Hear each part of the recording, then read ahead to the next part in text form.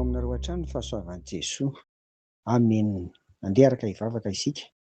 Isa-maraina dia miantso ianarinao izay Tompo satria ianao no rainay ary Jesosy Kristy no mpamonjy.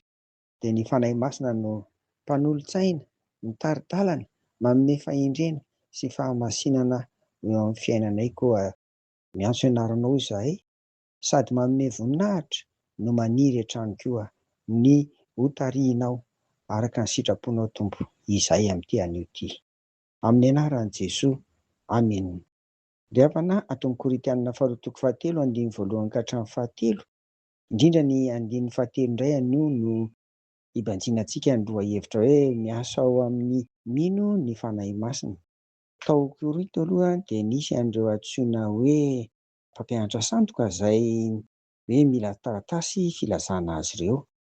Fa i Paoly dia tsy nanaiky izany satria hoy izy hoe ny fitoran'ny filazantsara marina, ny iraka ny an'ny apôstôly marina dia ampangain'ny ataony aloha voalohany indrindra mifanaraka amin'ny filazantsara ve ny ambaran'izy ireo, ary faharoan'izay koa tafitany amin'ny olona ve izay meno azy ireo dia mifanaraka koa amin'izay filazantsara izay ve ny fiainany. Paoly dia nanambara tamin'ny kristianina tany Korinto fa izy dia tena nitoro-marina ny filazantsara ary voarain'ny kristianina tao Korinto izany. Noho izany dia miaina araka ny filazantsara izy, ary izy ireo no epistilinay hoy ny apôstôly Paoly. Ka andinga ry havana aloha ary ho vakitsika amin'izay ilay Korintianina faharoa toko fahatelo andininy voalohany ka hatramin'ny fahatelo, dia averiko avy eo ilay andininy fahatelo. Vakiana izany amin'ny anaran'i Jesoa hoy izay teo.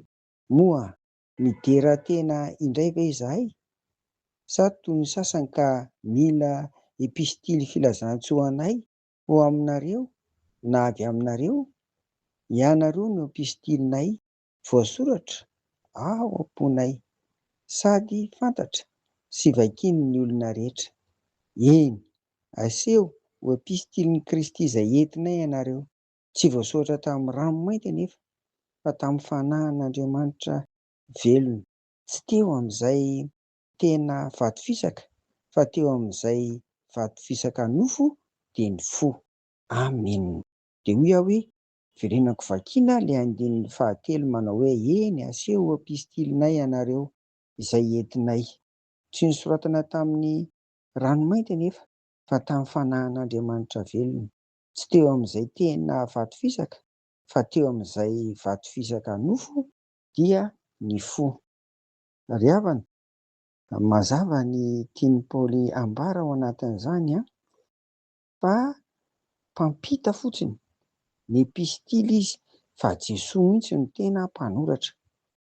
Ambarany eto fa ilay lalàna tao amin'ny fanekena taloha dia tena henjana satria nosoratana tamin'ny ranomainty ary tena mafy, fa teo amin'ny vato fisaka teo no nanoratana azy.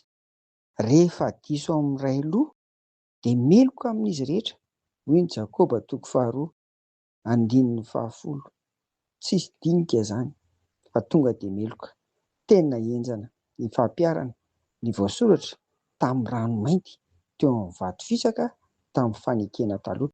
Fa amin'izao kosa, amin'izao tontolon'ny fanekena vaovao noho ny amin'i Jesosy Kristy maty sy nitsangana tamin'ny maty izao dia ny fanahin'Andriamanitra rehefa mitory ny filazantsara mitory, ary indrindra ohatra ny Paoly apôstôly, dia ny fanahin'Andriamanitra indray no manoratra. Dia izao tsy teo amin'ny vato fisaka intsony, fa teo amin'izay nofo dia fo. Noho izany hoy Paoly dia ianareo kristianina eto Korinto mihitsy no epistilinay satria miaina arak'izany filazantsara izany ianareo. Manaporofo izany ry havana fa ny kristianina dia tsy miaina amin'ny fombafomba na fanarahan-dalàna anjambany fotsiny, fa ny fanahy masina mihitsy no manoratra ao am-pony ny tenin'Andriamanitra ho fitsim-piainana, ary tena mahafaly miaina an'ilay izy, tsy tahaka ny hoe andevozona na vozonana, fa tena fiainana. Ary izany koa manaporofo ry havana fa tsy fombafomba-pivavahana mihitsy akory ny fivavahana kristianina, fa tena fiainana. Arak'izany dia epistily velona vakiany rehetra izy ireo amin'izany. Eto ary ry havana dia maniry koa izay ho antsika izay efa nandray ny filazantsara, ho antsika izay efa nino ary mino an'i Jesosy, ho antsika izay efa vita batisa averimberinay foana izany dia izao hoe efa nosoratanao am-potsy koa amin'ny alalan'ny fanahy masina ny tenin'Andriamanitra. Noho izany dia isika dia tokony ho epistily velona koa vakiany rehetra. Isika dia tahaka ny Baiboly velona vakiany ny manodidina antsika ao anatin'izany.